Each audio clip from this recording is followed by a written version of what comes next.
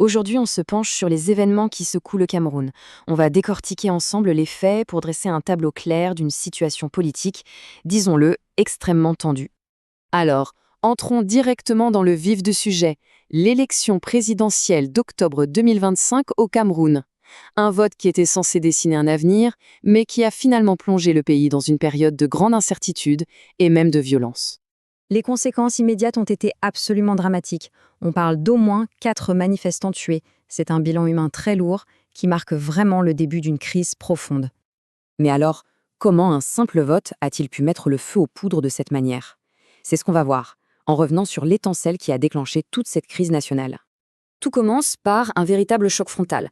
On a deux hommes qui revendiquent la présidence. D'un côté, le président sortant, Paul Biya, qui est déclaré vainqueur officiel. Et de l'autre, son challenger, qui lui s'est proclamé vainqueur le jour même du scrutin, bien avant les résultats. C'est vraiment cette déclaration qui va tout enclencher et provoquer des manifestations massives. Ce qui est absolument frappant, c'est la vitesse à laquelle tout a basculé. En l'espace de quelques jours à peine, on est passé des bureaux de vote à une violence quasi généralisée dans les rues. Pour bien comprendre cette escalade, il faut regarder la séquence des événements, presque jour par jour. Chaque étape ajoute une pièce au puzzle de cette crise. Regardons cette chronologie, elle est très parlante. Le 12 octobre, jour du vote, le challenger revendique la victoire. C'est le point de départ. Moins de 10 jours après, le 21, les premières arrestations massives ont lieu. La tension, elle ne fait que monter jusqu'au 26 octobre, où là, la violence éclate à Douala, et elle fait des morts. Et c'est seulement le lendemain, le 27, que le président Biya est officiellement déclaré vainqueur, dans un climat qu'on peut qualifier d'explosif. Face aux manifestations dans les grandes villes comme Douala ou Yaoundé, la réponse des forces de l'ordre a été massive. Gaz lacrymogène, canons à eau et même des tirs à balles réelles. C'est tout l'arsenal de la répression qui a été déployé pour tenter d'étouffer la contestation. Mais au-delà de la violence dans la rue, c'est toute une stratégie de répression qui semble se mettre en place. Un schéma qui a l'air de viser à anéantir toute forme d'opposition. Les chiffres, eux, parlent d'eux-mêmes. On parle de centaines d'arrestations dans tout le pays. Prenez Douala par exemple.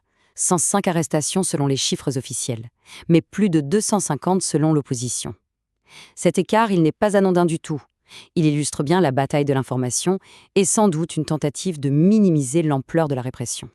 Et puis, il y a ce phénomène particulièrement grave, la disparition forcée. C'est un crime en droit international. Et cette pratique aurait été utilisée contre Abaya Oyono, un conseiller clé de l'opposition. Il a été arrêté chez lui et depuis, on ignore où il se trouve.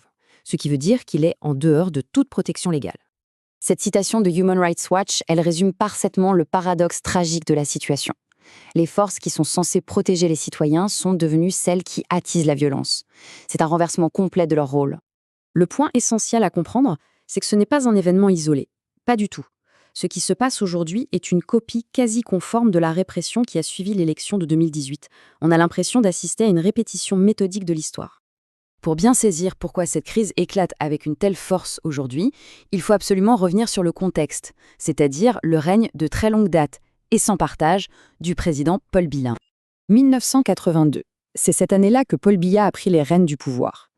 Plus de 40 ans plus tard, il est le président en exercice le plus âgé et celui qui est au pouvoir depuis le plus longtemps au monde.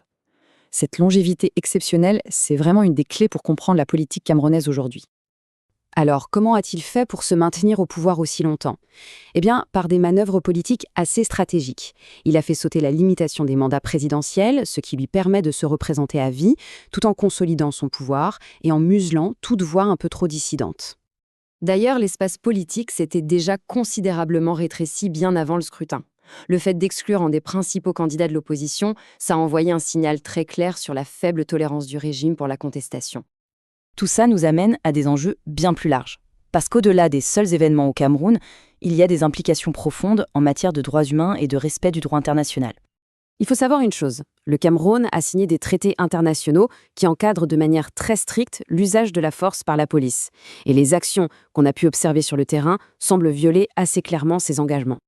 Face à cette situation, l'essentiel à retenir du rapport de Human Rights Watch, c'est cet appel à l'action. Il demande des enquêtes, que les responsables rendent des comptes et surtout que les droits fondamentaux soient protégés. Il ne s'agit pas juste de constater, mais bien d'exiger des actes concrets.